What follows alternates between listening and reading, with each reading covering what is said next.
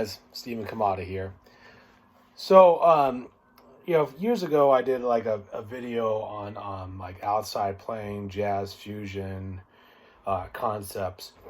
So this was kind of more like just straight jazz and fusion, but it kind of to me it still had elements of both in there. But so one of the things that I wanted to kind of talk about when it comes to like that style of improvisation, and it's not necessarily about like the harmonic things, although that's definitely a big part of it. Learning like certain scales, like the modes of melodic minor, the diminished scale, all of which were being used there. So I might point out. But it's not always about that. The main thing is actually about like how to develop lines. But lines are, that's kind of, there's an art to doing that. And not that I claim to be a master of the sort, but at the same time, I do feel comfortable in terms of developing lines, whether it's in jazz, fusion, or quite frankly, any other style of music. So let's talk about how to do that. So the first thing to understand about developing lines is you always want to start simple. And when I say simple, like limit your ideas to no more than 2 to 4 notes. And try to keep them short, by the way. Because if you do like a short, simple lick like that, oftentimes there's a lot more you can do with it. Like here's an example. That's 12 notes, but it actually started as a 4-note series, which is this guy. And then I just wanted to find that in other parts of the scale. That's one thing you can do. That's one way of like developing lines. You also can actually think about it in a completely different way. You can think about it in terms of rhythmic grouping. You can do like something like this. So basically those were, that was 2 4-note phrases where the last note dragged on a little bit longer. So it was kind of like a 5/16 phrase. So I did 2 of those. Then I did basically another 5/16 phrase, except this one was just straight 16ths the whole way. But it was like based off that one idea. Now, I wouldn't have had that idea if I didn't have that one first initial 4-note sequence. So that's a 4-note idea. But what happens when you take away a note? Well, actually, not that much. In certain ways, it can actually be better. So if you go like say for like a 3-note phrase, like maybe you're like playing like in say C melodic minor, and you want to go like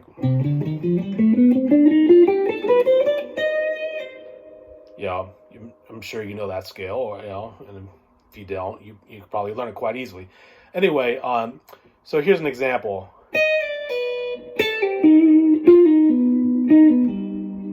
So that was a 3-note phrase.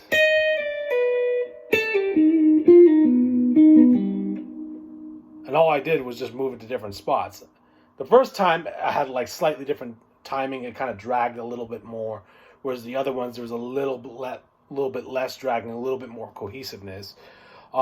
Which that's kind of more of an artistic, creative thing. But anyway, that's an example like of how to really develop lines. And so you went from a 4-note combination to a 3-note combination, and yes, you can do a 2-note combination and be just as effective with that too. So, like for example, one of the things I was doing, this is sort of an outside trick. I was using B flat dominant diminished over an E flat major 7 harmony, and what I was doing was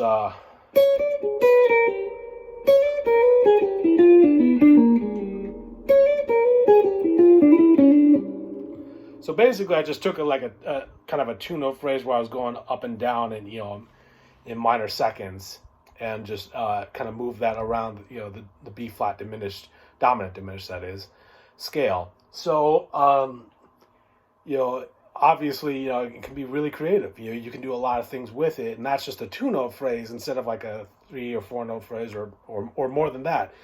So the point is, you can really create really cool magnetic ideas without necessarily feeling compelled to play a lot of notes to start. In fact, you should really avoid playing a lot of notes to start.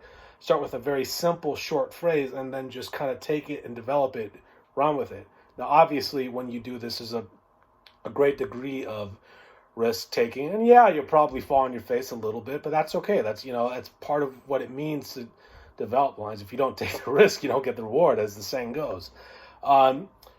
So that was one part that I want to talk about when it comes to jazz, fusion, improvisation.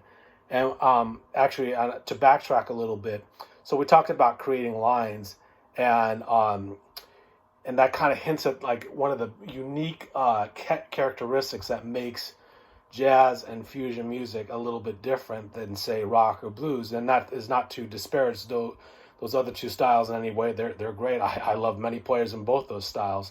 But the thing that makes this style of improvisation different, to me anyway, is that everything is always about combinations. It's like whether you're talking about Charlie Parker, John Coltrane, everybody would play these certain combinations. And it wasn't just like bebop guys. It was, even guys like Miles and all kinds of people. They knew how to create context with just a few notes, like a simple little phrase, and then maybe they'd let it die out, or maybe they would develop it. But everything was always about combinations. Everything was. And I think you could easily make the argument that it kind of still is. And really, you can't just limit yourself to even doing that over jazz or fusion music either. You can do it over blues music, rock music, pretty much anything. And it'll work, because what it does is it kind of lets people know that there's thought to what you're doing. There's, you're trying to give people something to kind of nosh on a little bit. So that's one aspect of developing lines. But I think another aspect of developing lines that we also have to talk about, and it's kind of an inevitable wall that you might hit when you're trying to really develop your style, develop your ideas, your vocabulary, and the like. The thing that you are trying to kind of avoid, and everybody hits this wall at some point, is where everything kind of sounds really scaly, where everything is just sort of like, you're playing notes out of the scale and that's about it. To that point, in terms of how to get out of that, I think the easiest way to get yourself free of things sounding too scaly is first freeing yourself of the idea that you have to play all the notes in the scale, or even play all the notes in the chord. I mean, you should play the important notes like the third and the seventh. That kind of goes without saying. But you don't need to play, first of all the notes in the chord to outline the chord. And by that same logic, you don't have to play all the notes in the scale to get the sound and the flavor of that scale. So I'll give an example of like the kind of thing I'm talking about. So let's say you're going from from one scale into another.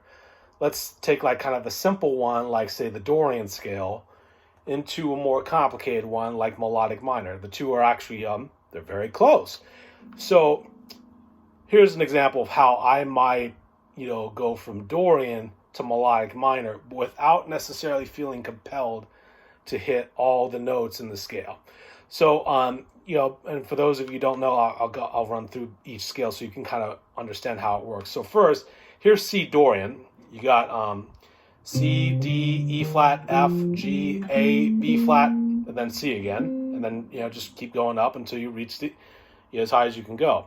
So intervallically, we're talking about root, second, minor third, fourth, fifth, sixth, flat seven, and the octave.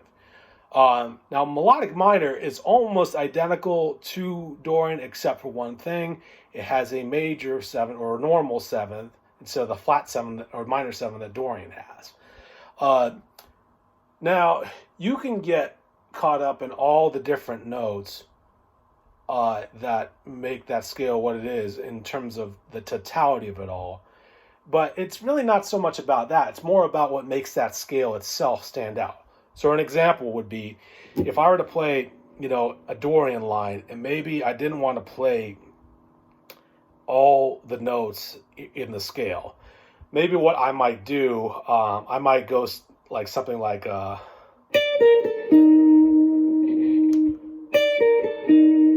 right there, what I was doing is like a 9 to the flat 7, 6, flat third. Or, if you want to speak in minor terms, so it's like 9, minor 7, 6, minor third. And if I were to say go from that to melodic minor, all I would have to do is replace the B flat with the B natural. Now notice, there's certain notes I avoided. I avoided the 5th. I avoided the root. I avoided the 4th, actually. And really, I didn't need to worry about any of those notes, because the notes that I grabbed were like the notes that really kind of define that scale. So anyway, this is kind of like just like basic stuff in terms of like how to kind of, develop lines and how to make things a little bit more creative. And it's also learning how to kind of free yourself a little bit more in your approach to improvisation. For those of you that are maybe a little bit stumped, or maybe you're not stumped, I would like to just offer that I'm doing online guitar lessons right now during this time. I would be more than happy to set something up with you and go over any question that you might have. Some of this stuff, from this video, I think in terms of how accessible it's going to be, it kind of depends on, to some extent, like what your knowledge is of the fretboard, or maybe a little bit of theory. However, I can cover stuff like that. I can also cover like really simple stuff. So please hit me up if you want to set up a lesson. You can contact me through Facebook, Instagram, anywhere, and then we can set something up, and you would just pay through either PayPal or Venmo. Venmo probably being the easier of the two. And yeah, we'll make it happen. All right. Thanks a lot, guys. I'll see you later.